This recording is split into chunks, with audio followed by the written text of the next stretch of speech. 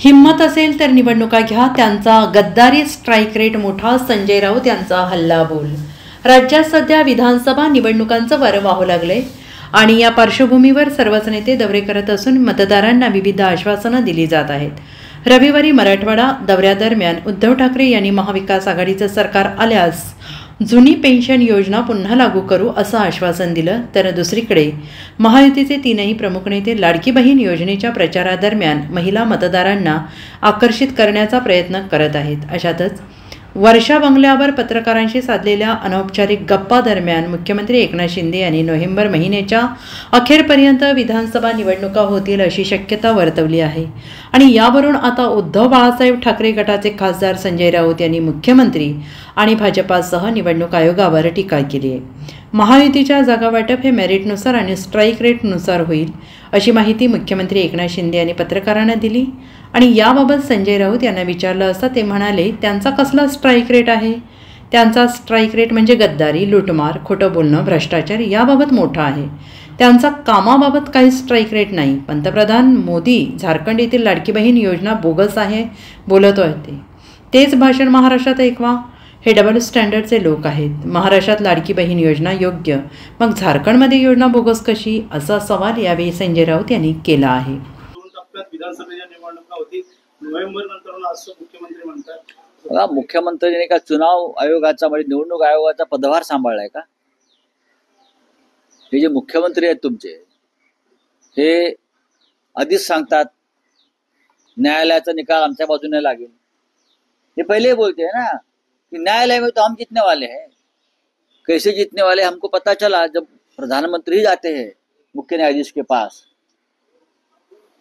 तब कुछ भी हो सकता है इस देश में. ये कहता है कि चुनाव चिन्ह और शिवसेना हमको ही मिलेगी, उसका मतलब चुनाव आयोग आपके खिस्से में है, आपकी जेब में है. अब ये बताऊंगी तारीख, अब ये तारीख हमको बताएंगे कि कब चुनाव होगा. चुनाव आयोग नहीं बता रहा है, ये बताएंगे हमको. ये देश की सभी जो संस्थाएं हैं, संवैधानिक संस्थाएं हैं, उनके जेब में है. और ये देश के लिए यही तो बड़ा संविधान का खतरा है.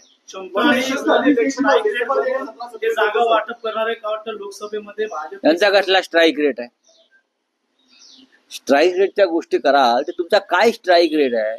हा, तुमचा स्ट्राईक रेट गद्दारीच्या बाबतीमध्ये फार मोठा आहे, लुटमारीच्या बाबतीमध्ये स्ट्राईक रेट तुमचा खूप मोठा आहे, भ्रष्टाचाराच्या बाबतीत तुमचा स्ट्राईक रेट मोठा आहे, खोटं बोलण्याच्या बाबतीत तुमचा स्ट्राईक रेट मोठा आहे. कामाच्या बाबतीत तुमचा काय स्ट्राईक रेट आहे?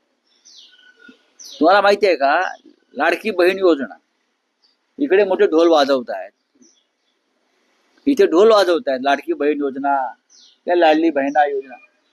काल जमशेदपूरला नरेंद्र मोदी होते. काल नरेंद्र मोदी जमशेदपूरला नरेंद्र मोदी होते.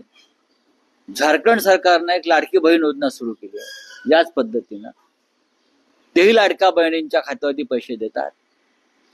प्रधानमंत्र्यांनी लाडक्या बहीण योजनेवर टीका केली. अशा योजना बोगस, भंपक बरं का आणि बिनकामाच्या आहेत.